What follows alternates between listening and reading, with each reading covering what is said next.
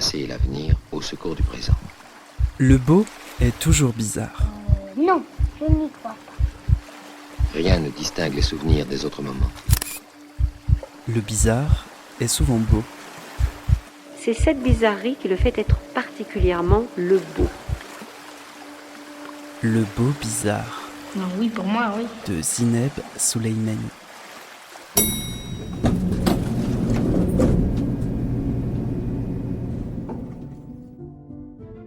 Bonjour à toutes, bonjour à tous, bienvenue dans le Beau Bizarre, un espace sonore libre et hybride, un espace qui prend goût à la collective.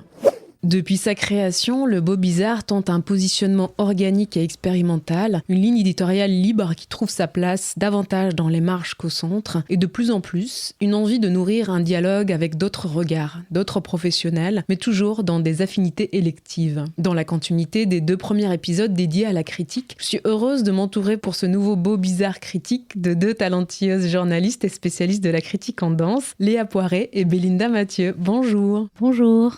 Bonjour. Léa Poiré, après des études chorégraphiques, vous avez été responsable danse et rédactrice en chef adjointe pour le magazine Mouvement. Aujourd'hui, vous êtes journaliste indépendante et vous élargissez votre activité de critique à l'éducation aux médias. Vous collaborez aussi en tant que chercheuse avec la chorégraphe Mette Edvardsen et vous assurez également la direction éditoriale du CND Magazine. C'est tout à fait ça.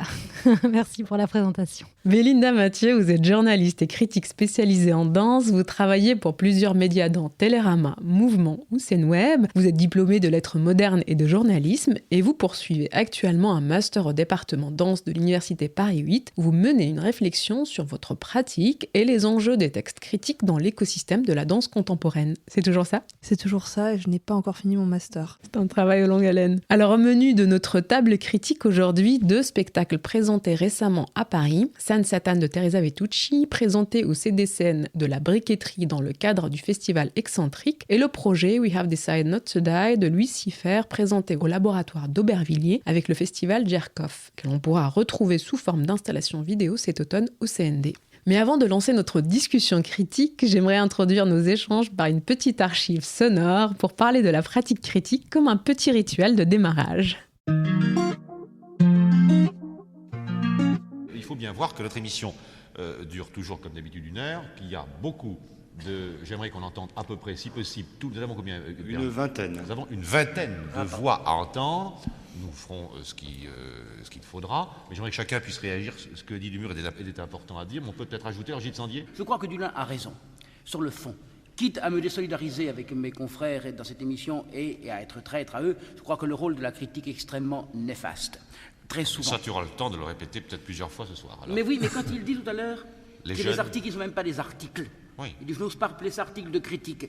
Oui. Parce qu'effectivement, beaucoup d'articles ne sont pas des articles, ce sont des méfaits. Et je crois qu'on peut effectivement démolir méchamment des choses. Nous l'avons tous fait.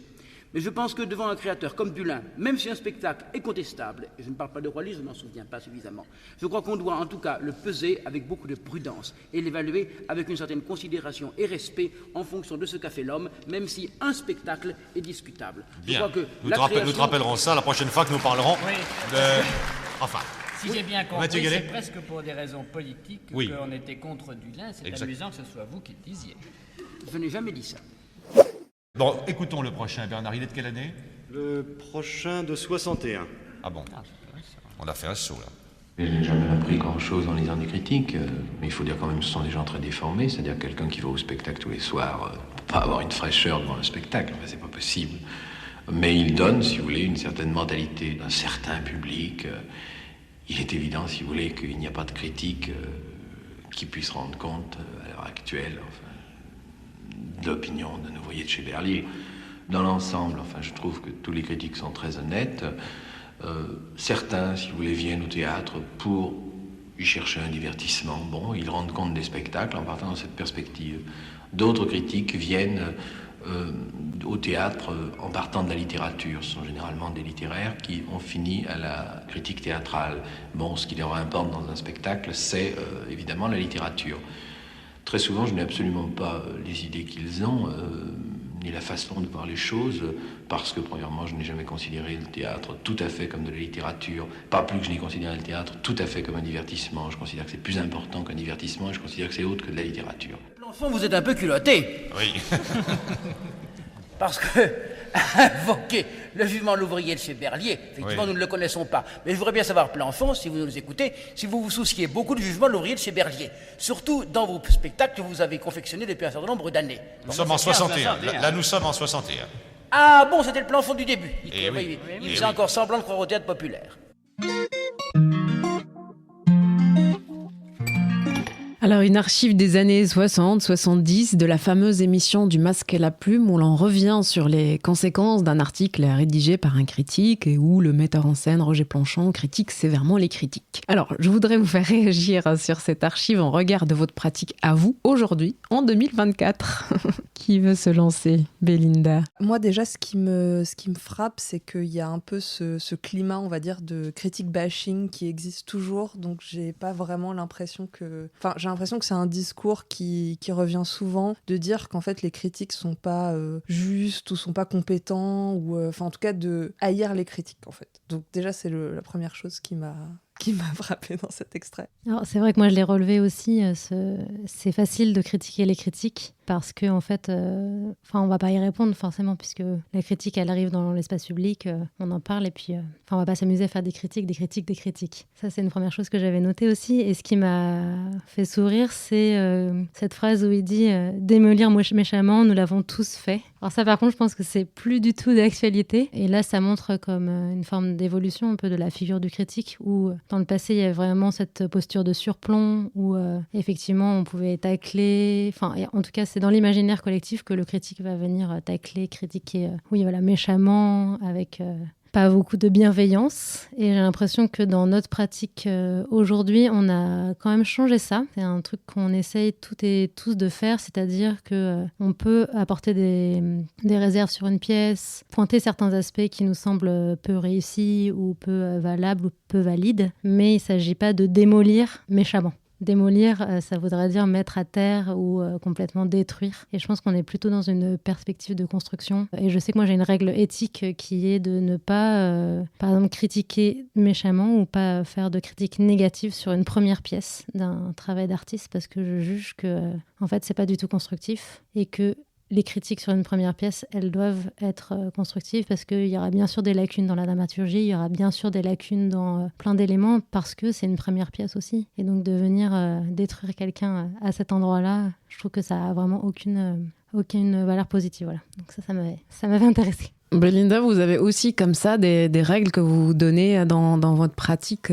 pour essayer de la rendre un peu, comme dit Léa, un peu plus éthique peut-être? Je pense que sur la question en effet des premières pièces ou des artistes, on va dire entre guillemets émergents, enfin en danse on est dans un écosystème particulier, je pense, où les pièces sont pas forcément beaucoup jouées, les moyens de production sont souvent réduits, et en tout cas je pense que forcément on regarde pas pareil une pièce qui a eu énormément de moyens ou qui a eu énormément de dates de tournée ou qui a beaucoup joué, qu'une pièce qui a plein de dates peut-être un peu éparses. En tout cas, ça affecte les pièces, donc je pense que ça, forcément, on le prend en considération. Et je pense qu'il y a aussi, on a aussi une vision sur le processus, donc même de manière un peu inconsciente, je pense que notre vision de la pièce, elle est imprégnée de toutes ces choses-là. Donc oui, après, je pense qu'en effet, comme Léa, je suis pas dans une optique de démolir un spectacle pour démolir un spectacle, à moins que le spectacle m'ait mis en colère politiquement, où là, j'aurais peut-être envie de montrer en quoi c'est un problème. Mais sinon, blâmer une pièce qui est pas forcément aboutie, je vois pas non plus vraiment l'intérêt. Après, il y a autre chose que je voulais peut-être dire sur l'extrait, c'est que moi, ce qui m'a semblé en l'écoutant, c'est que on était à une époque peut-être où la critique avait une autre influence sur les spectacles, et l'impression que j'ai en ce moment, c'est que l'impact que peut avoir nos textes sur le public ou sur les programmateurs ou sur les artistes est quand même assez réduit. J'ai pas forcément l'impression qu'une de nos critiques va arrêter qu'une pièce soit programmée. Enfin, ou alors, peut-être on démolit aucune pièce. Donc en fait, parce que j'ai pas l'impression de lire non plus énormément de critiques très négatives sur des spectacles de danse, en tout cas. Donc est-ce qu'on est moins méchant, entre guillemets? Est-ce que les critiques sont devenus gentils?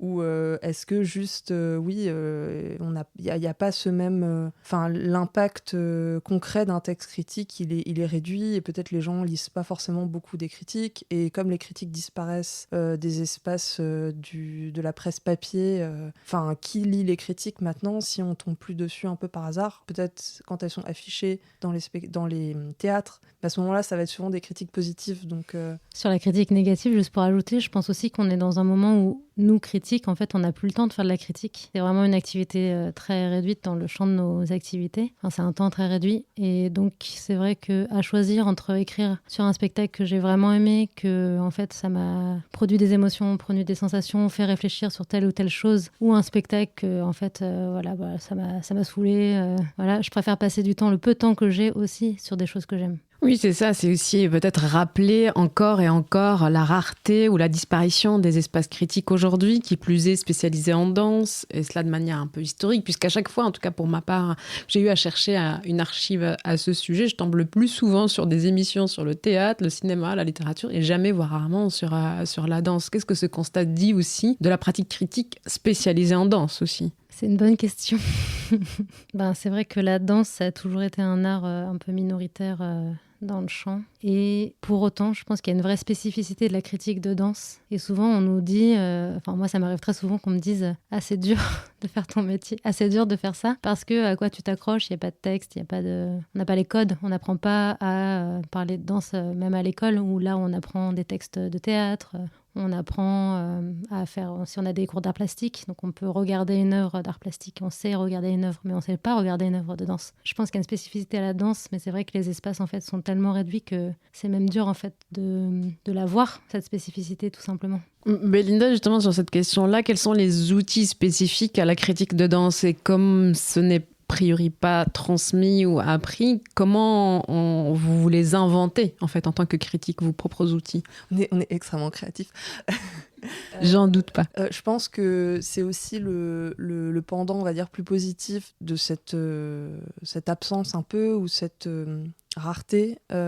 C'est que du coup, on a une sorte de champ des possibles qui est très large pour inventer nos outils. Je pense qu'il y a des personnes qui sont déjà penchées sur cette question. Moi, je pense notamment à Isabelle Ginot, qui enseigne à Paris 8, qui avait réfléchi sur cette question, qui a développé des outils. Et je pense notamment au livre qu'elle a publié avec Philippe Guisgan, qui s'appelle « Analyser les œuvres en danse, partition pour le regard », il me semble, qui est sorti il y a quelques années, justement, qui essaye d'ouvrir. Il y a une approche comme ça assez démocratique des outils pour interpréter les œuvres en danse, donc qui peuvent servir pour les critiques, mais pas que, aussi pour, je pense, les spectateuristes de manière générale. Mais je pense que oui, c'est aussi quelque chose de très stimulant de décortiquer un peu son regard et de se demander comment on est en train de regarder un spectacle. Et peut-être en danse, on se le demande d'autant plus parce que il y a on n'est pas beaucoup, et que il y a moins d'outils peut-être, ou alors des manières de faire, parce qu'il y a des choses qui existent, peut-être ce serait, c'est pas non plus, il y a pas non plus rien. En tout cas, ces manières de faire, elles sont peut-être moins autoritaires et imposantes que dans d'autres disciplines. Donc ça permet plus de créativité et de liberté de se saisir de ces outils. Léa, vous vouliez rajouter quelque chose sur cette question d'outils? C'est pour revenir à l'extrait, à un moment, il y a une critique qui est faite de critique en disant ce sont des gens déformés. Alors moi, je le prends plutôt comme quelque chose de positif, en fait. C'est d'accepter que notre regard, oui, il est déformé. En fait, quand on voit une pièce de danse, mon regard, il est qui je suis. Et ce que je vais écrire, ça va aussi représenter ce que j'ai vu. Et c'est vrai que cet outil-là, de se dire, OK, mon regard, il est extrêmement subjectif. Moi, dans cette pièce de danse, en fait, j'ai vu ça. Et je sais que c'est ça que j'ai vu parce que je suis moi. Et de dire que mon texte, il va être écrit à partir de ça. Moi, ça m'aide beaucoup. Et je sais que c'est quelque chose que j'essaie de transmettre en atelier avec les jeunes à qui je transmets la pratique critique, donc en lycée ou collège. et en fait leur faire comprendre que eux, ils ont l'âge qu'ils ont, ils vont regarder telle ou telle chose, c'est aussi intéressant que de se dire on va essayer d'englober un regard plus ou moins universel, tout décrire, tout dire. En fait, ça aura pas... déjà, ça fera pas un texte très intéressant puisque on a quand même envie, quand on lit une critique, moi, ce que j'ai envie, c'est aussi de lire le texte de quelqu'un, regarder le regard de quelqu'un. Non, je trouvais aussi, par rapport à ce que tu disais, Léa, sur le fait d'être déformé, que aussi et par rapport à l'extrait, que cette idée que les critiques sont juste critiques, il y a un peu cette vision-là, alors que je pense que notre regard, c'est énormément de couches, c'est-à-dire que en tant que critique de danse, le fait d'avoir dansé ou pas a un impact, toute notre histoire a un impact, nos souvenirs, nos formations, les gens qu'on a rencontrés, les artistes avec qui on a parlé, donc c'est une sorte de spectre énorme en fait, qui va au-delà de juste voir, on n'est pas juste un catalogue de spectacles et cette somme-là qui va se transcrire dans les critiques avec un jugement à la fin. Je pense que c'est beaucoup plus large que ça pour n'importe qui pourrait écrire des critiques. Une question pour clôturer cette séquence qui concerne l'étape de l'édit dans la presse écrite.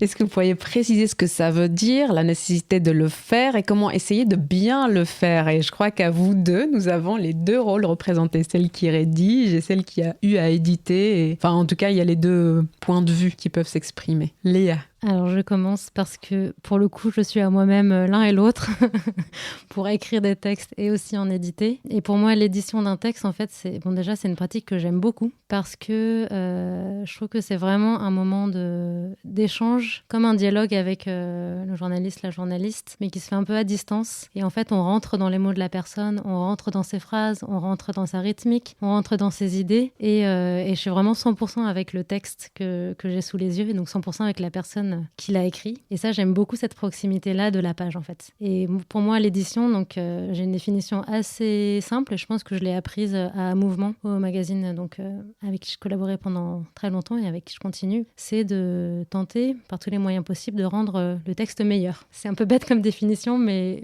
c'est la mienne. Et par meilleur, ça veut dire, en fait, améliorer par les choses que le journaliste n'aurait pas pu voir. Parce qu'un texte, en fait, quand on est en plein dedans, on se rend pas compte de plein de petites choses. Et pour moi, l'amélioration, elle doit quand même être cernée pour pas que ça devienne détérioration. Donc en fait, on va pas aller jusqu'à... Il y a une limite en fait à l'édition. On va pas aller jusqu'à, par exemple, changer les idées. La priorité, c'est vraiment garder le sens qui a été donné. Et pour moi, c'est aussi garder une forme de rythme ou de vocabulaire de la personne. Je ne vais pas changer parce que je trouve ça plus joli ou quoi. Par contre, à certains endroits, je peux voir un mot, et là je pense à ton texte Belinda que tu m'as rendu récemment, un mot qui était utilisé et qui me semblait pas être à son juste endroit. Et donc j'en ai proposé un autre en te demandant est-ce que c'est pas plutôt ça que tu voulais dire? Et là, et ça je le mets en commentaire, et ça tu m'as dit oui, effectivement. Donc on peut des fois aussi intervenir sur le sens, mais dans l'idée de qu'est-ce que Belinda a voulu dire dans son texte, est-ce que ce serait pas plutôt ça, plutôt que de dire moi je pense que c'est ça donc je vais le changer. Voilà, c'est là où ça se situe en fait, c'est un peu marcher dans les pas de l'autre personne et améliorer le texte. Et améliorer, ça veut dire aussi parfois changer un paragraphe de place, changer une construction si ça nous semble pas très logique, ou demander des précisions, renvoyer en général la version, et puis améliorer jusqu'aux dernières petites choses. Je pense encore à notre échange toutes les deux, Belinda, où jusqu'en WhatsApp, je te demandais « Ah, et tu penses pas que ça serait mieux comme ça ?» Parce que c'est vrai que quand tu es dans l'édition d'un texte, quand même vachement dedans. Et même en tant qu'éditrice, c'est difficile de s'en détacher après. Voilà, moi, il y a vraiment des phrases des fois qui me restent en mémoire. Mais j'aime bien ça. Je ne le prends pas comme un poids ou une charge. C'est vraiment un plaisir de le faire. Je vais juste d'abord continuer ce que tu disais. En effet, moi, je trouve, Léa, que tu t'édites vraiment en effet avec le texte. Et tout le monde n'édite pas de la même manière. Ça, c'est sûr. Je pense que c'est lié aussi au lien que tu peux avoir avec la littérature. En fait, ça se sent en fait, dans ta manière d'éditer. Voilà. Après, je pense que l'édition, il y a cette partie-là et il y a aussi répondre à certaines normes en fait qui vont être liées à des rédactions. Moi qui écris pour plusieurs rédactions, il y a un moment quand, en tant que rédactrice, je sais comment une rédaction a un regard, quelle même personne dans la rédaction, comment elle va recevoir mon texte. Enfin, j'anticipe ça. Du coup, c'est vrai qu'en tant que rédacteur, journaliste, on se conforme aussi à ça et on sait que selon les rédactions, on va pas avoir forcément le le même ton, la même approche, qu'il y a des thématiques qui vont plus intéresser. Donc en fait, du moment où on propose un sujet, un angle, et jusqu'à jusqu'au rendu de notre texte, je pense qu'on a toujours ça en tête. Aussi, je pense que l'édition, ça requiert de la délicatesse. Et c'est un peu un travail, je pense, d'équilibriste. Et je pense aussi à la personne qui m'édite souvent à Télérama, qui s'appelle Antoine, qui prend toujours aussi beaucoup de soin à le faire. Voilà, il y a cette question de soin aussi, je pense, sachant que les éditeurs, ils jonglent aussi avec les égos des journalistes qui écrivent pour eux. Je pense que bien éditer, c'est aussi cette capacité à gérer les sensibilités et, comme tu disais tout à l'heure, Léa, avoir de l'empathie pour le texte, en fait, même pas seulement pour la personne. Bon, il me semble qu'on peut démarrer notre critique en pratique avec le premier extrait.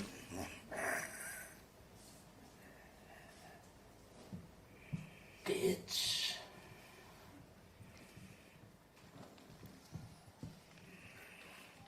Bitch. Hey, bitch. Hey, bitch. What are you wearing?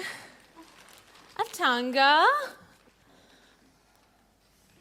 On a Tuesday? Mm-hmm. Brianna gave it to me.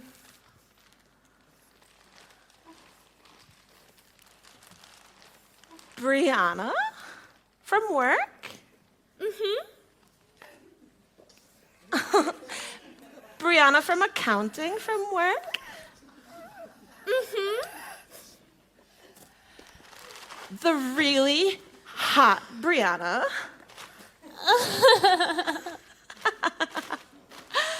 Wow. I thought I saw the two of you together. I just didn't know it was like that.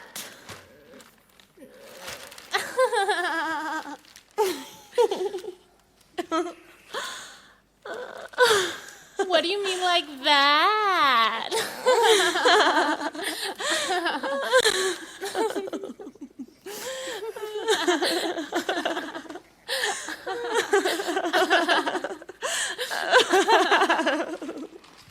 You're making me feel shy.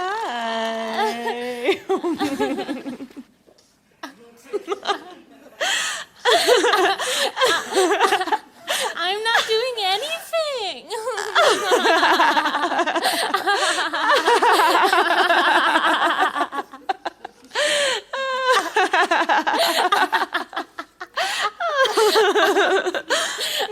I'm not doing anything.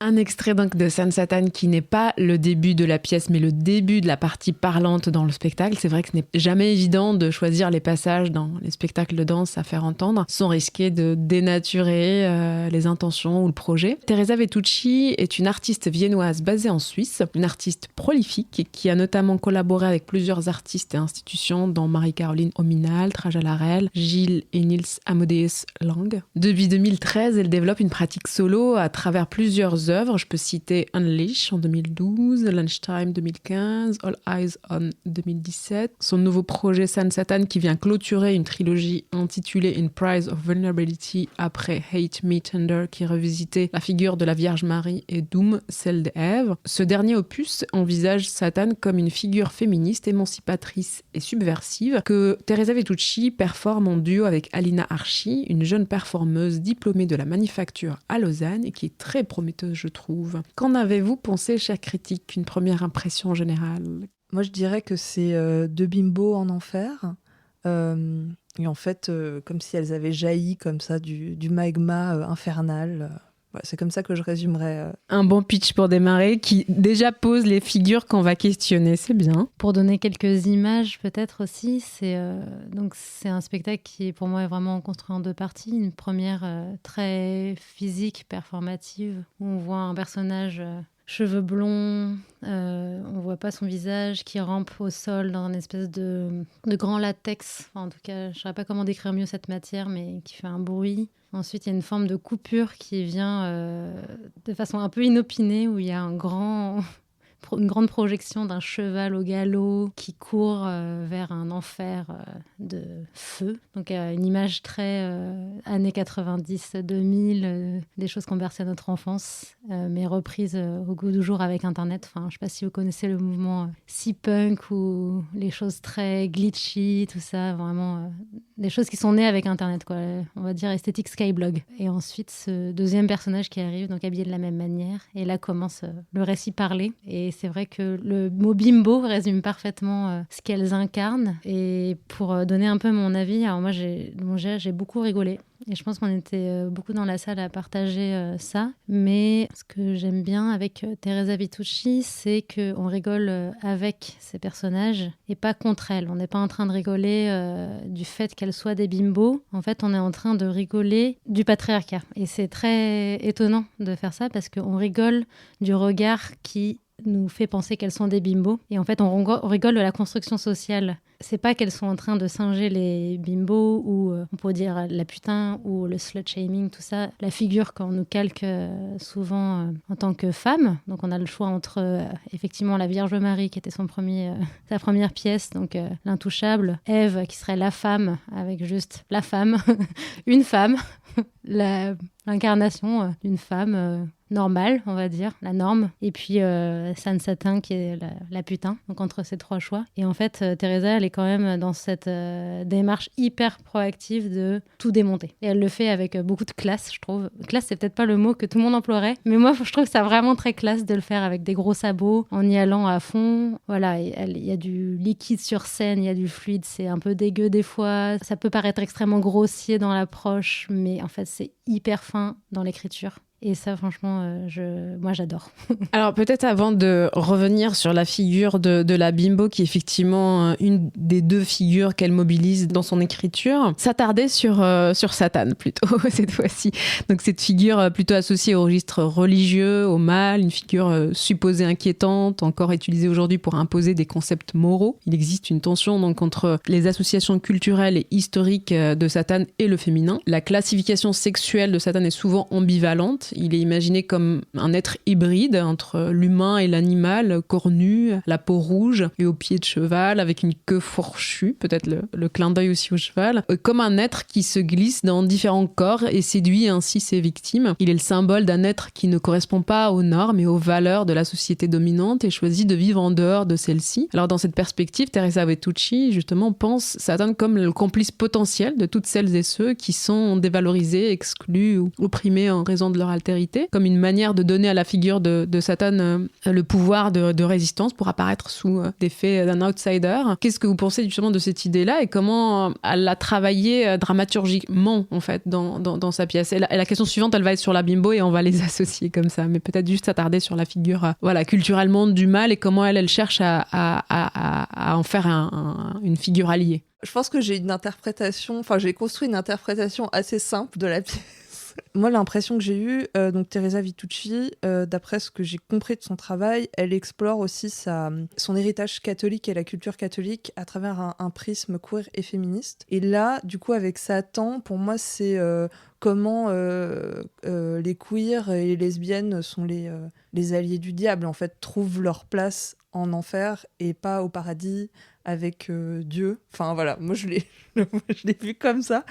Et puis ce que je trouve aussi intéressant dans sa manière de ramener les bimbos, même si c'est peut-être ta question d'après, c'est que il y a énormément de c'est une figure qui est chargée d'énormément de misogynie. Donc il y a tellement de hate sur la figure des bimbos que forcément, elles sont associées au plus grand mal et c'est tout ce qu'on déteste en fait, tout ce qu'elles incarnent sur scène, c'est tout ce qu'on déteste de la féminité, c'est des femmes hyper sexualisées mais en même temps qui se soustrait. Enfin moi, ce que j'ai trouvé assez virtuose dans ce qu'elle a fait, c'est que en fait, elle exclut totalement le male gaze dans tout ce qu'elle propose, alors même qu'elles sont nues sur scène, mais ce n'est que dans un désir homo-érotique, on va dire. Léa, est-ce que vous voulez creuser avant d'associer la figure du bimbo à ma question? Sur la figure de Satan, alors pour parler encore des images, il y a aussi, donc c'est des bimbos, donc cheveux blonds, en petite tenue, souvent nus ou en tanga, comme on entend dans l'extrait, mais avec des mains de démons, quoi, avec des grosses mains, avec des ongles longs, un peu répugnantes,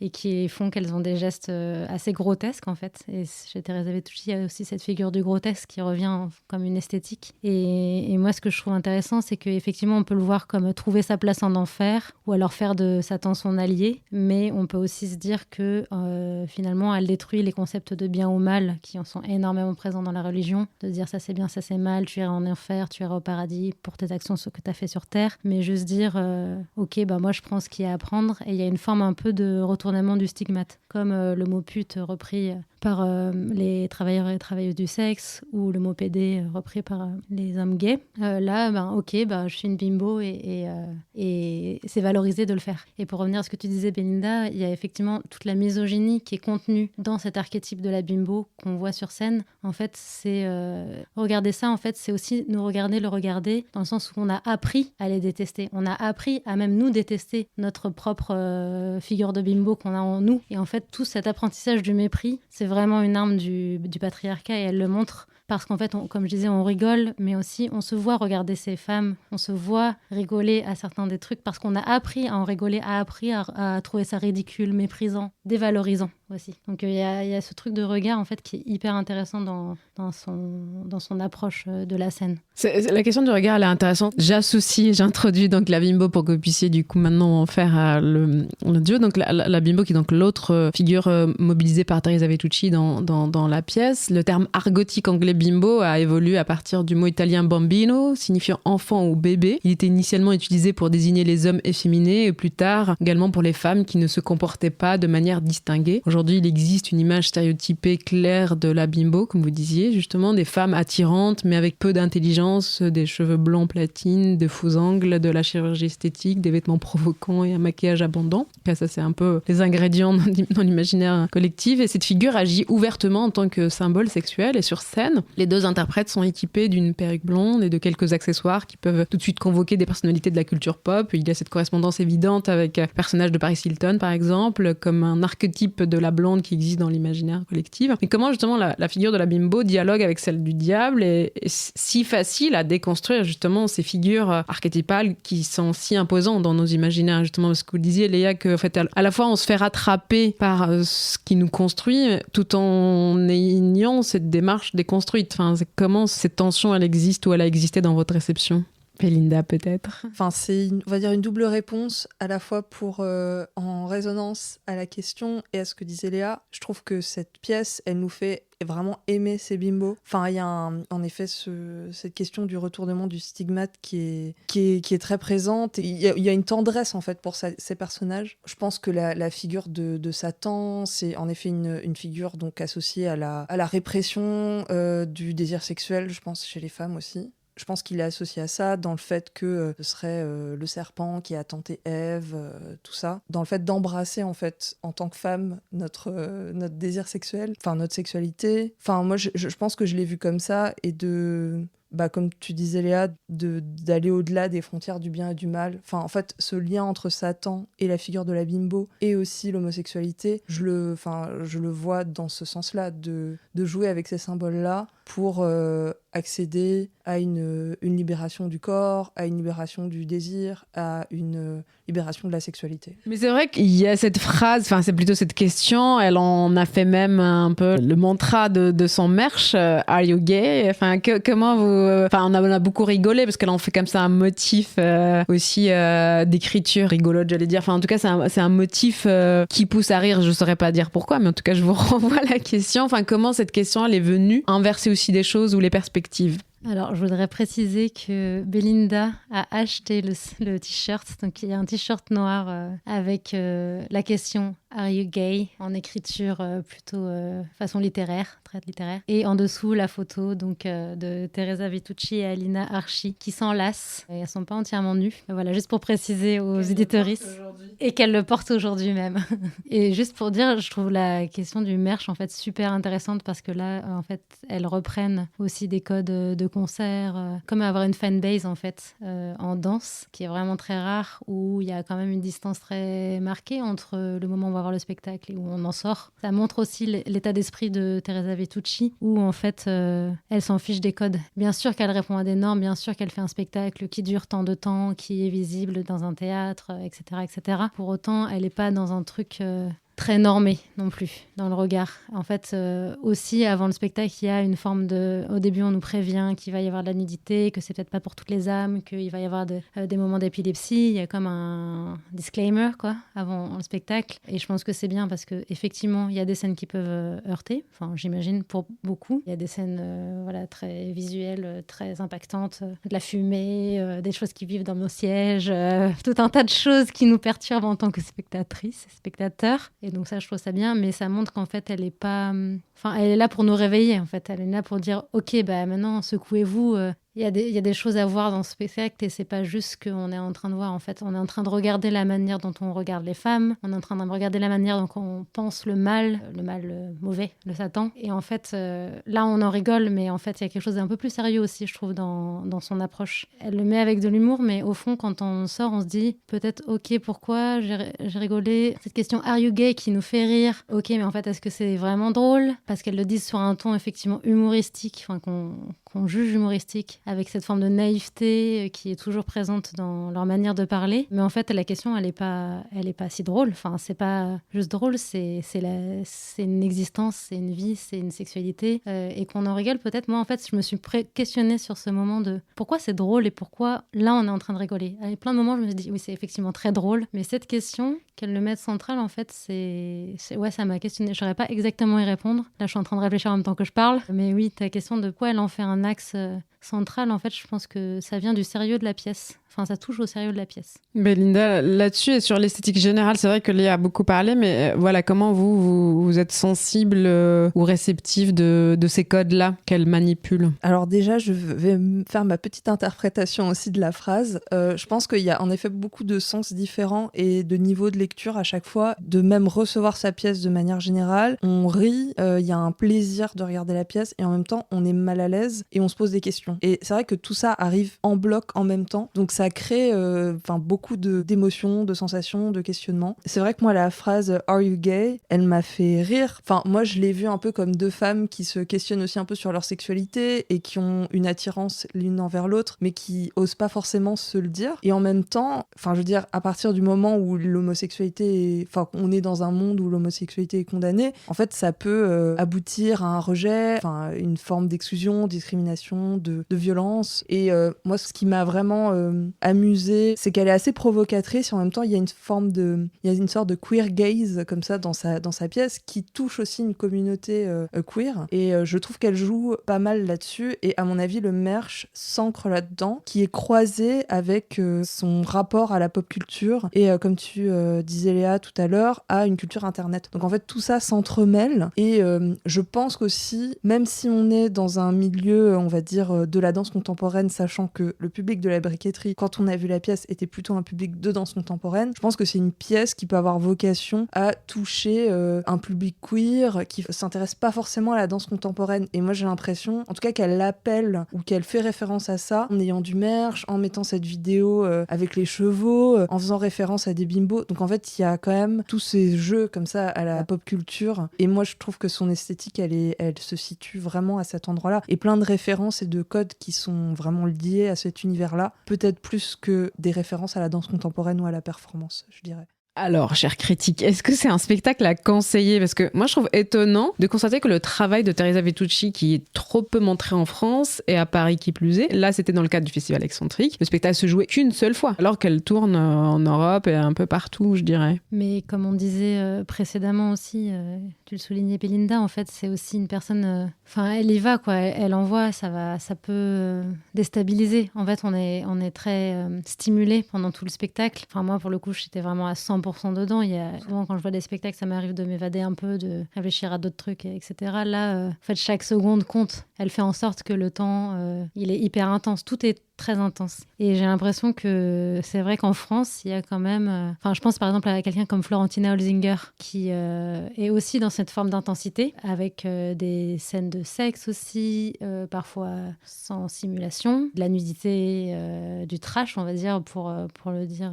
pour employer un mot que j'aime pas trop, mais voilà, je sais pas comment dire autrement. Et en fait, on a peu cette esthétique-là sur les scènes de France. Je sais pas d'où ça vient, mais j'ai l'impression qu'il y a comme une forme d'autocensure, peut-être, de pudeur, pour pas choquer, pour pas montrer. Et ça me fait penser que je lisais un article du Monde récemment sur l'espèce de censure qui a cours à bas bruit dans les scènes, notamment municipales, mais pas que, sur le fait qu'il y aurait un goût du public, qu'il pourrait pas voir telle ou telle chose, sur des problématiques de société, sur la migration, éventuellement aussi les guerres qui sont en cours, etc., etc. Et on pourrait penser que ça participe du même mouvement de on va quand même pas les choquer, ça va pas leur plaire, etc.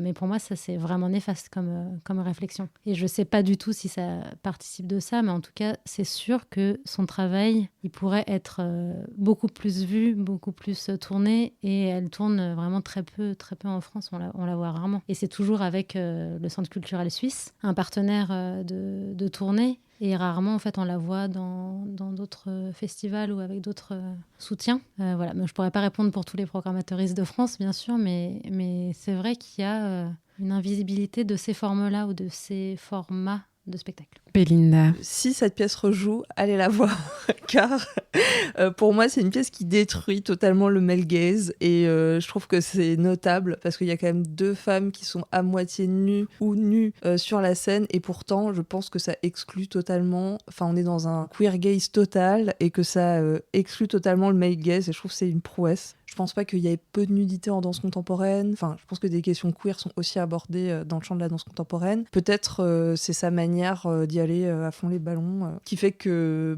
elle a peut-être moins d'intérêt en France, et je trouve ça vraiment dommage aussi. Je comprends que c'est une pièce qui peut un peu choquer par son esthétique, mais moi j'étais vraiment... je crois que j'ai vécu du plaisir du début à la fin. Eh bien, ça a le mérite d'être clair. Alors avant de passer à notre second spectacle, on va faire un petit entracte.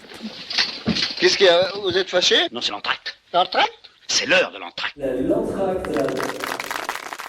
L'entracte est une séquence que l'on va retrouver de temps en temps dans le Beau Bizarre Critique et qui est proposée par Wilson Le Personic. Wilson est rédacteur indépendant et travailleur de l'art. Il collabore aujourd'hui avec des artistes du chant de la danse et développe une activité d'écriture pour des journaux et des théâtres. Il est notamment un collaborateur régulier du journal de l'ADC à Genève. Lorsque j'ai proposé cette carte blanche à Wilson, il a tout de suite eu cette idée de faire parler les artistes sur le travail d'autres artistes et vous le soumettre à vous, critiques, pour discussion. Alors pour ce premier entracte, Wilson a proposé qu'on s'attarde sur Resh de Myriam Gourfing, pièce créée le 25 septembre dernier au Panthéon à Paris dans le cadre du Festival d'automne. Et ce sont les interprètes et chorégraphes Lise Santoro et Joachim Maudet qui ont accepté de jouer le jeu. On les écoute. Donc Resh, pour moi, c'est une pièce autant physique que vibratoire que sonore. Les 7 interprètes sont allongés au sol, encastrés sur ce sol froid, ce sol glacial, et tentent en vain d'émerger, tentent en vain de construire ensemble, de s'émanciper du sol. C'est une pièce de faille, une pièce de creux. Ça m'a fait penser à des plaques tectoniques. Le fait d'être dans ces crissements, dans ces décollements imperceptibles, mais qui font apparaître des récits, des narrations. J'ai aimé l'idée justement que ces images à peine apparues, elles disparaissent. Donc il y a le côté éphémère, cette lenteur qui vient questionner le mouvement, c'est-à-dire ce mouvement est lent et en même temps il est d'une densité extrême. C'est une lenteur volcanique. Donc il y a tout un paysage en mouvement. C'est une pièce aussi sonore avec ces 2 musiciens qui sont à Cour et à Jardin et qui viennent installer un nuage, en tout cas un accompagnement pour tendre la main aux spectateurs et aux spectateurs-spectatrices et de rentrer dans ce voyage avec ces différentes couches de profondeur, avec ces différents creux. Pour moi, il y a toujours un peu la question de l'expérience vécue de l'intérieur. Ça fait écho à l'interprète que je suis aussi, où j'ai envie de vivre aussi cette expérience physique qui est intense mais qui doit être riche, et me pose toujours la question de la conscientisation de ce qui est rendu et donné à voir. Comme souvent dans le travail de Myriam, c'est une grande voyage collectif dans le temps suspendu, mais qui est quand même ancré dans le présent, qui est ancré dans l'espace, qui est ancré dans le corps, qui nous offre une expérience des formes. Le corps avec sa peau, avec les bras, les jambes, les orteils, les cheveux, mais aussi à la fois la morphologie unique de ces 7 interprètes qu'on peut vraiment rentrer dedans dans leur spécificité chacune, qui avec ses pratiques, avec l'investigation qu'elle offre, un infini de formes, la forme des formes, le mouvement des formes, qui n'est pas de fond, qui a toujours quelque chose qui surgit, toujours quelque chose qu'on peut découvrir, toujours quelque chose qui est en train d'être inventé devant nos yeux. Et je sais l'insistance physique qu'elle travaille avec cette création avec les fasciens, ces tissus connectifs qui ont des propriétés conductrices, qui envoient des signaux, des messages, des façons de communiquer dans nos propres corps, mais aussi entre corps. Et c'est ça qui compose la pièce devant nos yeux, pour nous et avec nous. Un montage donc avec les voix de Lise Santoro et Joachim Maudet au sujet de la pièce Resh de Myriam Gourfi, une pièce à laquelle vous avez toutes les deux assisté, je crois. Peut-être réagir à ce que l'on vient d'entendre pour abonder ou confronter ces 2 témoignages. Léa. Alors déjà, dire que je trouve ça très intéressant toujours d'avoir des paroles critiques venant d'artistes, chorégraphes et interprètes, et que ce soit pas toujours nous, critiques, de faire de la critique, parce que je milite activement pour que cette pratique soit vraiment plus partageable, et dire, toujours rabâcher le fait qu'on est un peu tous et toutes critiques, et qu'on le fait en fait même inconsciemment quand on parle des pièces qu'on a vues, des livres qu'on a lus, même des séries, etc., etc. Donc déjà, souligner ça. Je partage quand même pas mal ce qu'ils ont vu, même si c'est vrai que le vocabulaire, je n'aurais pas dit la même chose, mais cette question du paysage, du voyage, donc paysage pour Joachim et le voyage pour Lise, cette chose qui fait qu'en fait elle nous fait traverser un temps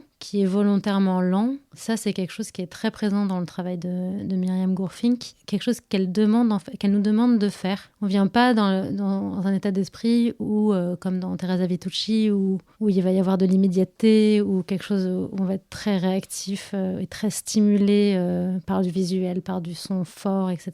En fait, on vient voir sa pièce pour passer du temps avec ses interprètes. Donc ça, je suis assez sensible à ça. Mais c'est vrai que là, ma lecture, elle est un peu faussée, puisque j'ai fait un entretien avec elle, avec Myriam Gourfi, pour parler de Resh au moment de la création. En disant ça, j'ai aussi tout le bagage qu'elle m'a transmis. Et c'est vrai que cette question de faire que le groupe puisse se coller ensemble, faire cet amas. Elle disait un truc très intéressant, c'est qu'il faut aussi que le groupe s'entende bien, que ce qu'on voit en fait, ça va être aussi un résultat d'un travail émotionnel, humain, de relations humaines, de RH presque, avec le groupe. Et en fait, ça, j'y ai pensé pendant la pièce, et je me suis dit, ah oui, si jamais il y a un conflit entre eux, bah, ça change tout, ça change toute la pièce. Et voilà, bon, j'ai un peu dévié, mais c'est vrai que c'est à ça que je pense en entendant ces extraits. Belinda. Moi, je trouve ça intéressant, Léa, que tu ramènes aussi ta pratique de journaliste dans ta réception de la pièce, parce que j'ai trouvé aussi que Joachim Maudet et Lise Santoro ramenaient leur pratique d'interprète et de chorégraphe dans leur lecture de la pièce. Notamment Joachim, dès le début, quand il parle de la pièce, on voit sa capacité à se projeter dans le corps des danseurs, et ce qui est peut-être moins le cas de critiques qui n'ont pas forcément une pratique régulière, ou en tout cas, là, on sent vraiment une forme d'empathie, et moi, quand je l'entends parler de cette pièce, j'ai l'impression qu'il est avec les danseurs. J'ai une pratique de la danse, mais pas de la danse contemporaine, et pas aussi régulière que des interprètes en danse. Je me suis vraiment sentie à ma place de spectatrice quand j'ai vu ce spectacle, et pas forcément parmi les danseurs, et je trouvais ça intéressant. Et on voit parfois qu'il fait des allers-retours entre sa place et la place sur la scène. Et aussi le vocabulaire employé, qui est vraiment un vocabulaire qu'on retrouve beaucoup quand on parle avec les artistes, dans des dossiers artistiques, et qui fait vraiment, pour moi, référence à des intentions artistiques. Enfin, moi, ça m'évoque beaucoup ça, plutôt qu'à du vocabulaire que nous, on emploierait en tant que critique. Et même, Lise Santoro, elle parle de l'espace, de la conception de l'espace. En fait, on sent une forme de projection. Enfin, ça m'a fait penser, il me semble que c'est Pauline Le Boulba qui parle dans Critique queer la danse de Rita Caglia, qui a fait une pièce pour dire qu'elle aurait aimé danser une pièce de Loïc Touzé, et ça m'a fait penser à ça en me disant que, enfin, dans quelle mesure, quand t'es interprète en danse, t'aimerais danser la danse que tu vois, ou peut-être quand t'es dans un espace et quand tu vois une danse, t'aurais aimé chorégraphier ou t'aurais été aimé dans le projet. Et je trouve qu'il y a une double posture dans ces témoignages de à la fois être un peu dedans et dehors. Enfin, en tout cas, je sens vraiment qu'on a vu la même chose, mais qu'on n'est pas à la même place du tout. Et ben moi, j'ai pas vu la pièce, donc merci pour ces retours. Ça me fait créer des images un peu abstraites, mais avec vos récits, ça me va. Il est temps de retourner en salle pour notre second spectacle. About 10 years ago, a heart somewhat elderly, and another heart, which is also no longer young,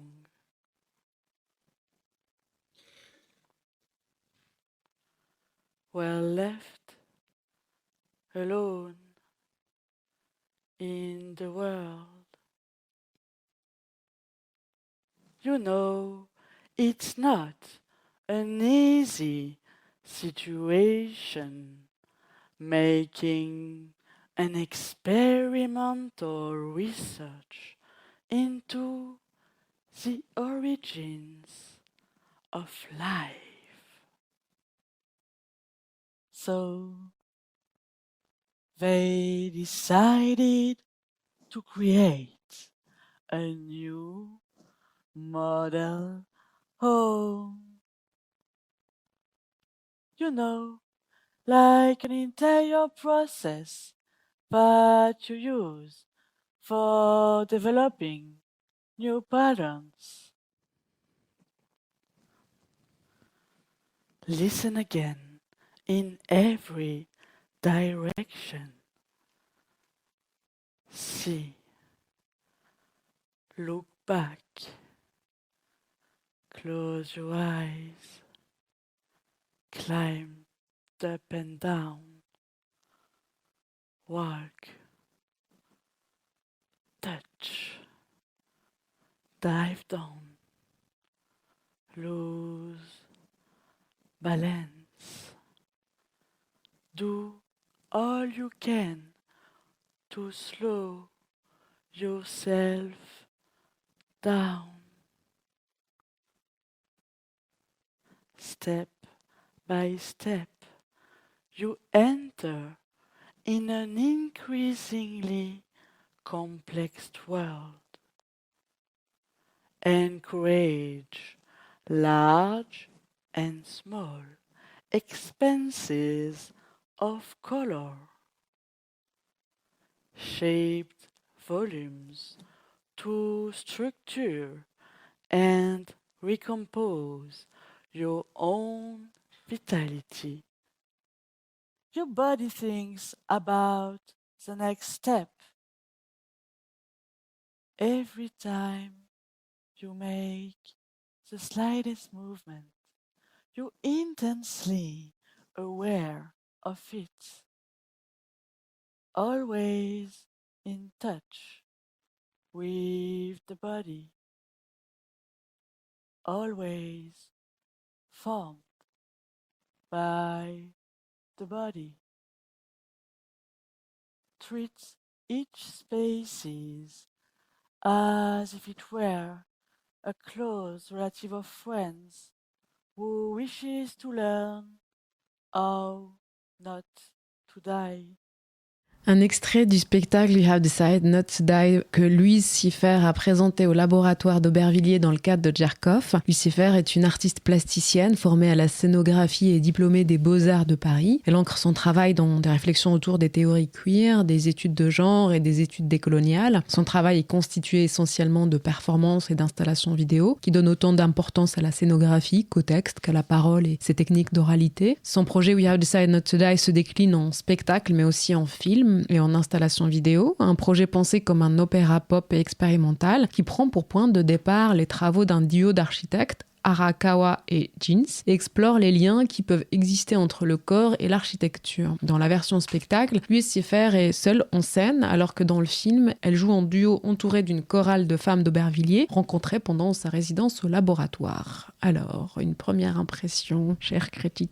Alors moi j'ai vu la pièce en décembre 2023, donc ça fait presque un an maintenant, et donc j'ai essayé là de rentrer dans mon disque dur interne de ma mémoire pour voir ce qu'il en restait, parce que c'est pas une pièce sur laquelle j'ai écrit, et je l'avais vue à la Ménagerie de Verre. Et ce qui m'en est resté, c'était plutôt une sensation, enfin déjà des images visuelles de couleurs extrêmement marquées, mais dans une palette très personnelle, on va dire, de bleu électrique, rose fuchsia, du jaune un peu ocre, du rose aussi, de mémoire. Cette palette-là était très présente dans mon esprit, et une sensation de douceur un peu perchée, qui était genre assortie d'une forme d'absurde, où je me souviens de pas tout avoir compris, mais que c'est pas grave de pas tout comprendre, qu'en fait on se fait un peu bercer par sa voix qui est là, on entend assez robotique, presque comme une AI, intelligence artificielle, qui viendrait nous dicter quelques petites choses de préceptes de vie. Chez moi, ça fait résonner une forme de douceur, en fait, de se laisser un peu aller, presque un peu manager par cette voix. Et en fait, c'est quand même assez agréable d'avoir un spectacle qui soit doux et assez généreux. Et je me souviens que ce que j'ai retenu, pour parler plus peut-être d'une forme de message ou de quelque chose que nous dirait cette voix, c'est de remplacer, elle dit souvent, on va remplacer vivre par aimer et la vie par l'amour. Et en fait, ça fait comme une forme de maxime ou de morale, comme un conte à la fin. Et je sais que cette phrase, en fait, ça reste quand même un an après. Et c'est sûr que visuellement, c'est très marquant. Moi, ça a évoqué... Enfin, il y a des sculptures, une scénographie un peu sculptée sur scène. Et donc, Louise Siffert elle-même porte un peu la scénographie, puisqu'elle a ce costume / sculpture qui est composé de sortes de taches de couleur, il me semble. Et ces taches de couleur sont aussi répliquées en strates sur la scène. Et il y a une de ces taches, murs, maisons, habitat, je sais pas, où il y a 2 petites peluches cœurs avec des visages dessus qui ont des longs cils. Voilà ce dont je me souviens. C'est vrai qu'il y a une atmosphère très flottante qui reste avec sa voix qu'on pourrait juste écouter sans comprendre le sens, et en même temps, on a un peu le choix de se plonger dans le sens ou pas, sachant qu'il y a une traduction aussi en surtitrage et que c'est en anglais. Et en même temps, sa voix, elle a un peu un accent français, sa voix, elle est entraînée, elle a un phrasé particulier, comme disait Léa, soit d'intelligence artificielle ou de... on se croirait presque dans un aéroport, quoi. Donc il y a des jeux comme ça avec des choses qu'on connaît. Et en termes d'atmosphère, moi, ça m'a vraiment évoqué des dessins animés de l'enfance. Ça fait très genre Sesame Street, où j'ai pensé à un autre... je sais pas si vous avez déjà vu une série de courts-métrages avec des marionnettes qui s'appelait Don't Hug Me, I'm Scared, qui est sorti en 2011. C'est des Anglais qui ont fait ça. Et qui jouaient justement, qui ont ramené tout cet univers d'émissions pour les enfants du matin, qui vont dire c'est quoi les couleurs. Et après, ça bascule dans un chaos existentiel. Et la pièce m'a vraiment fait penser à ça, et au mélange de on est rassuré et en même temps on est mal à l'aise, on a des repères et en même temps on est perdu, donc il y a cette ambivalence en permanence. Petite question un peu de lecture d'intention. We Have Decided Not to Die est inspiré des archives du projet architectural Reversible Destiny Healing Funhouse, qui se voulait être une éco-communauté queer imaginée par les artistes, poètes et architectes justement Madeleine Jeans et Shusaku Arakawa. Un projet qui n'a pas vu le jour, mais dont les archives ont servi donc à Louise Siffert pour imaginer son projet. Est-ce qu'à la simple réception de la pièce, on est en mesure de comprendre toutes ces dimension historique d'archives documentaires? Est-ce que ça fait défaut de ne pas le savoir? Alors, moi, j'ai absolument pas vu, j'avais absolument rien lu, et donc je suis allée un peu me renseigner pour essayer de comprendre de quoi elle parlait. Ça m'a pas forcément, je crois avoir compris des choses, mais ça m'a pas forcément éclairé sur est-ce que c'est exactement ses intentions. Moi, ce que j'ai compris aussi, c'est qu'il y avait quand même certains des projets de ces 2 architectes qui avaient été concrétisés, notamment à Tokyo, et qu'il y avait cet habitat, enfin en tout cas qui ont construit un habitat donc très coloré et qui soit volontairement inconfortable pour nous permettre de vivre plus longtemps. Alors il y a déjà très New Age, développement personnel, ou alors, je sais pas, c'est de l'homéopathie parce qu'on se met un peu de poison dilué dans plein d'eau pour se soigner. Enfin, j'étais assez étonnée par cette théorie-là, et en même temps, il y avait quelque chose de très utopique et de stimulant dans ce que j'ai pu lire. À mon avis, clairement, il y a des correspondances visuelles et probablement dans le texte, on sent qu'il y a des liens. Après, c'est sûr que je pense que sans connaître le projet, on n'a aucune idée que ça puisse évoquer. Il n'y a aucune référence directe. Pour moi, c'était sans le savoir, ça n'a aucun. Ou alors vraiment, faut être un gros. Tous les geeks de l'architecture se disent qu'on est vraiment qu'on connaît rien peut-être. Mais en tout cas, sans être dans ce champ-là, je pense que le lien est pas clair. Voilà. Moi, je dirais pareil. Pour être honnête, j'ai pas vu la référence à ce projet architectural. Je me souviens d'avoir lu le texte avant ou juste après et m'a dit que j'avais pas vu et que c'était pas grave en fait de pas voir la référence puisée par l'artiste et la correspondance. Du moment où ce que j'ai vu, moi, il y a quand même eu des moments où je pouvais m'identifier ou comprendre ce que j'avais à comprendre, prendre ce que j'ai à prendre. Et en fait, pour moi, c'est pas du tout grave de pas percevoir la référence. Là où ça peut être plus grave, c'est si on perçoit qu'en fait c'était une pièce maîtresse de la compréhension, ou s'il faut avoir ces références pour accéder à la pièce. Mais là, je trouve que c'est pas le cas. On peut tout à fait venir voir la pièce sans avoir aucune référence en architecture, ni même connaître ces communautés queer d'habitat surnaturel dont il parle. Enfin, ce que j'ai noté aussi, c'est que cette pièce n'est pas une pièce de danse ou de danseuse ou de chorégraphe, ce qui est peut-être aussi un peu inédit dans cette conversation pour nous. Donc ça nous place aussi à un endroit qui est un peu différent, parce que je pense qu'avec Léa, on a toutes les deux des références en histoire de la danse, en tout cas, où on est, entre guillemets, en tant que critique, donc experte de ce domaine, censé capter ces références, les connaître ou se renseigner sur ces références. En l'occurrence, ici, Louise Siffert a pas ces mêmes références-là. Donc je pense que ça nous place aussi à un endroit un peu différent de la réflexion, de la réception, pardon. Et voilà, je me suis dit c'était notable aussi en tant que, je sais pas, critique, comment on regarde ce spectacle en tant que critique de danse.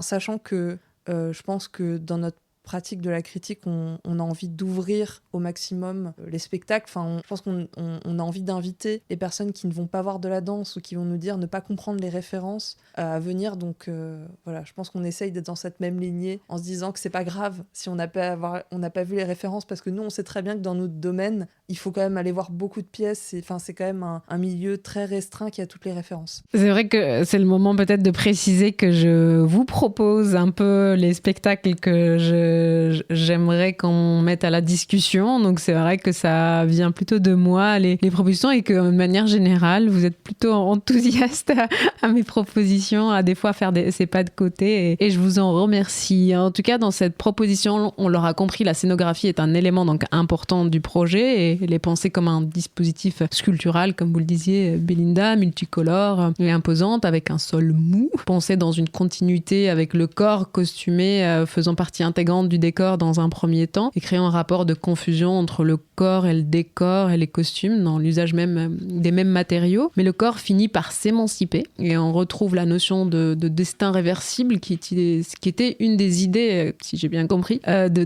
duos d'architectes, l'idée de renverser la relation de subordination des corps aux architectures, qui est une idée donc centrale dans leurs travaux. Comment vous avez aperçu les questions en lien avec le corps et l'architecture, un corps architectural, un corps à émanciper? Là, en l'occurrence, c'est plutôt l'architecture de la scénographie.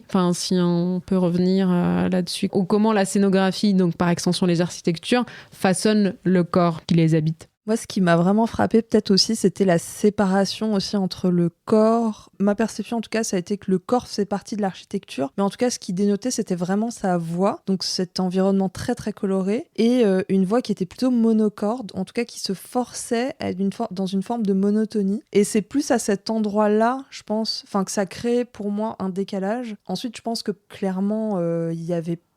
par rapport peut-être aux pièces que je vais voir le plus souvent où il y a du mouvement dansé, ici il y a justement une forme de staticité qui est imposée par le costume, et que elle incarne aussi. Donc il y a aussi ce décalage entre elle est presque rigide comme ça, et pourtant tout autour d'elle invite à une forme de douceur. Donc je pense que elle est parvenue, avec tous les moyens qu'elle avait, à articuler plein de paradoxes qui créent pour moi ce malaise.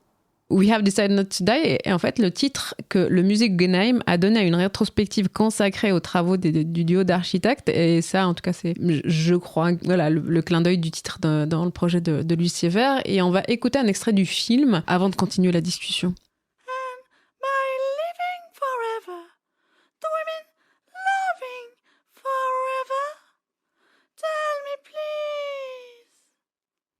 If I can replace live with love.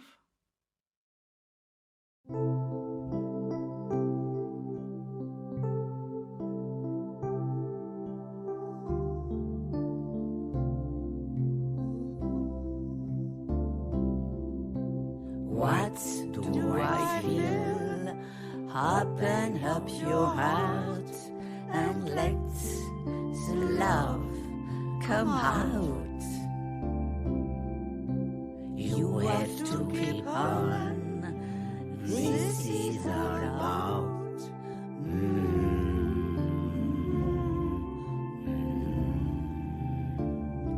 Get along. Show.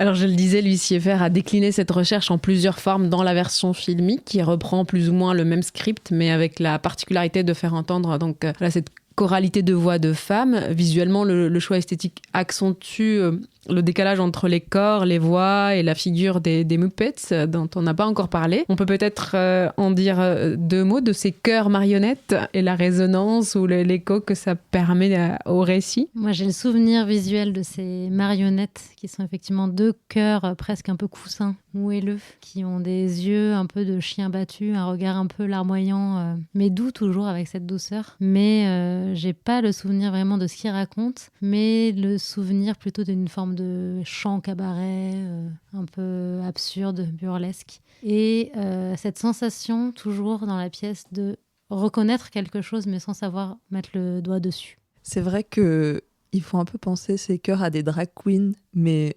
triste.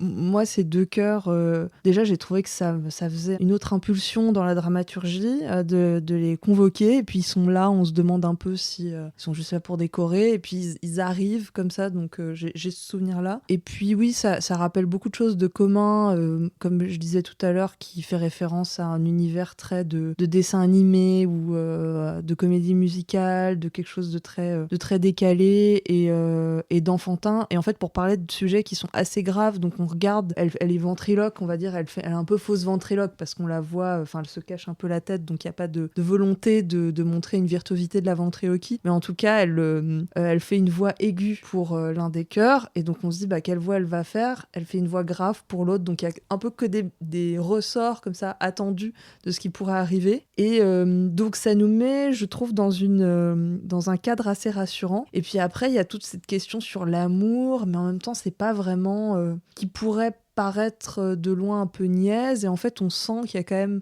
quelque chose d'assez grave et d'assez existentiel qui se joue derrière ce message, et elle nous le fait un peu passer comme si c'était un peu normal, et en même temps quand même sur son visage qui moi me fait penser aussi par le maquillage au drag, parce qu'elle a ses larmes un peu de Pierrot et un maquillage assez où elle a des traits comme ça qui partent du nez pour aller jusqu'à son front, qui est un maquillage qui me rappelle des maquillages de drag. On voit que c'est pas non plus quelque chose de joyeux. Donc, moi j'ai l'impression qu'ils sont là tous les trois avec ces deux chœurs à nous parler d'angoisse existentielle et à quelle place a l'amour dans nos vies.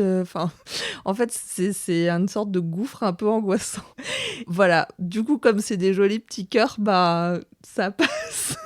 Il y a aussi le parti pris de la narration avec ce parler chanté qui est soutenu par cette boucle musicale et en nappe, avec la musicalité aussi que permet l'usage de l'anglais, qui permet peut-être de transformer les mots en son. Est-ce que ces choix vous en gênez? Parce que c'est vrai qu'on sait qu'elle est française. Je veux dire, pourquoi elle fait ce parti pris d'utiliser plutôt l'anglais que dans l'adresse que le français, par exemple? Ça, c'est une question que je me suis posée, moi. Mais j'ai l'impression que ça participe à ce que tu disais, Belinda, de créer à chaque endroit où elle le peut des formes de paradoxes, de toujours avoir un léger décalage. ce qui donne cette impression d'absurdité et peut-être un peu de gêne, mais en même temps doux et sympathique, mais on ne sait pas trop. Et donc cet accent français, en fait, il est là, mais il fait un peu rire aussi. Enfin, on se voit, nous, en train de parler avec notre accent, essayer des phrases, des fois qu'on ne comprend pas trop. Et aussi, je trouve que pour un public français, ça permet de comprendre l'anglais. C'est vrai qu'on en comprend beaucoup mieux un anglais parlé par un français que par un british ou un américain. Et ça nous met aussi dans une forme... moi, je me souviens plus d'avoir vu des sous-titres. Alors peut-être qu'ils étaient là, mais... Sûrement qu'ils étaient là. Mais je me souviens de m'être concentrée sur ce qu'elle disait, d'être avec elle, de tenter par tout moyen de comprendre, même si, bien sûr qu'en fait, on comprend pas tout et qu'elle nous demande pas de comprendre. Alors moi, je suis, je pense, un peu biaisée parce que j'avais écrit un article sur une pièce de Louise Siffert en 2017 quand elle présentait au Palais de Tokyo, quand il y avait encore Do Disturb, le festival, une performance qui s'appelle This is Your Day, vous êtes extraordinaire. Et du coup, j'avais discuté avec elle, donc en fait, je pense qu'au moment de voir la pièce, je me suis aussi raccrochée et j'ai eu des échos de la conversation qu'on avait eue. C'est dans ce cadre-là que je vais m'exprimer.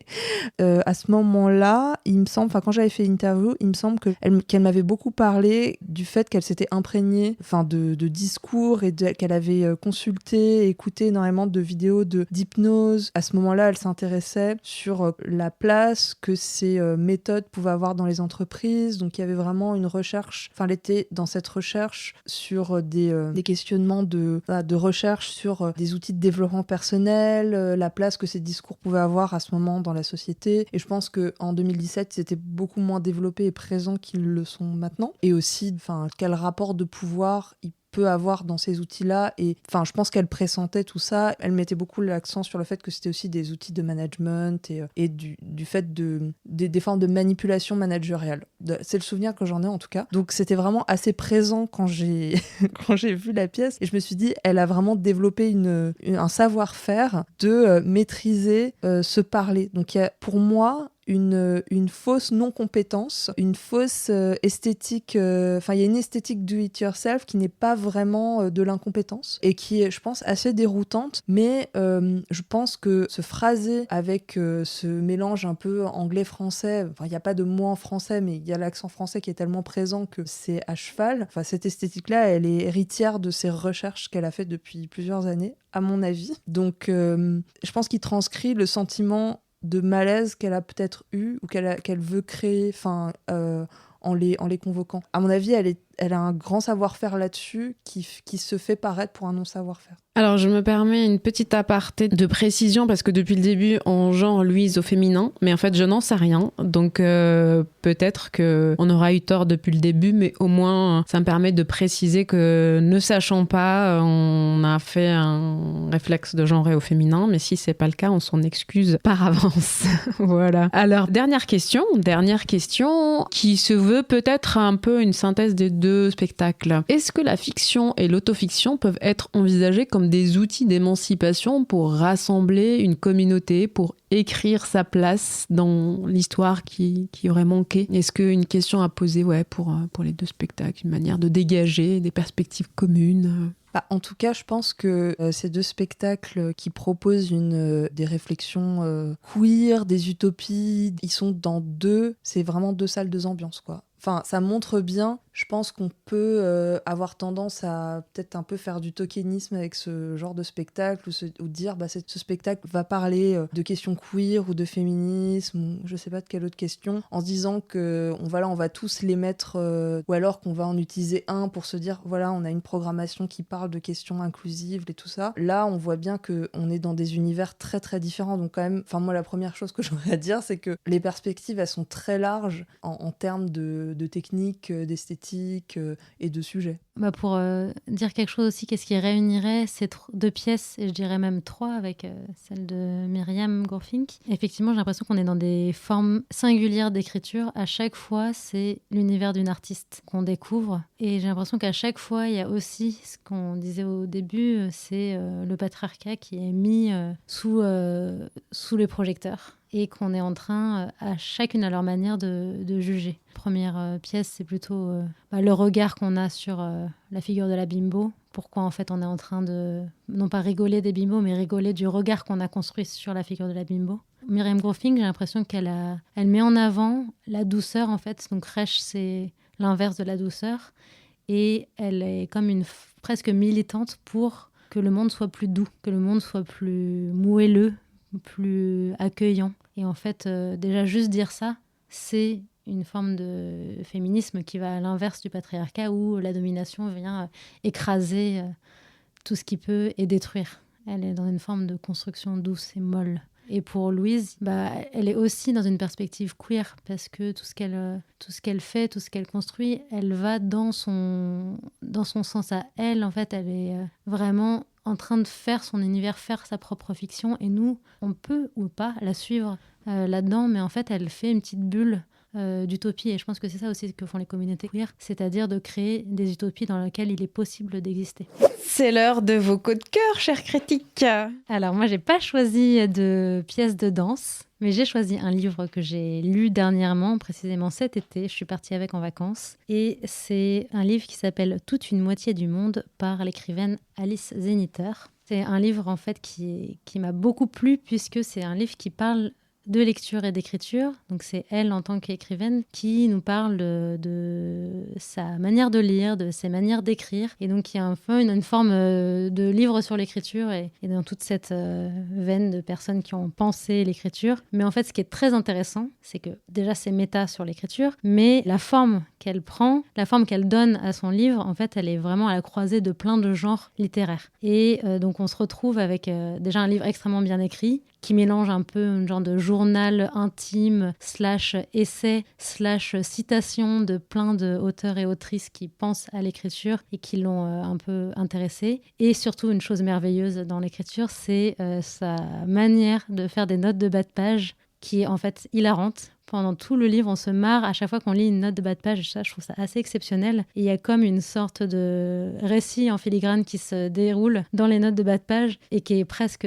encore plus intéressant que ce qui se passe dans les pages. Et en fait, c'est assez intelligent, la manière qu'elle a de le faire. Et je voulais juste vous lire une page pour montrer un peu ça. Il y a pas de note de bas de page, mais ça raconte bien de ce qu'elle a voulu faire. Attends, ça ne va pas là. Si. Non, ça va pas. Ça ne va pas. J'avais dit que je n'allais pas écrire un essai, mais je me retrouve, malgré tout, à considérer certaines de mes envies comme des digressions, à avoir peur que mon livre se comporte mal. Peut-être que je me fais rattraper par une forme ancienne qui pèse sur moi, que je ne sais pas si j'ai le droit, une fois encore. Ça pèse très lourd, une forme ancienne. Surtout une forme ancienne que l'on comptait ne pas écrire. Moi, ce que j'avais en tête, ce que je voulais, c'était une promenade.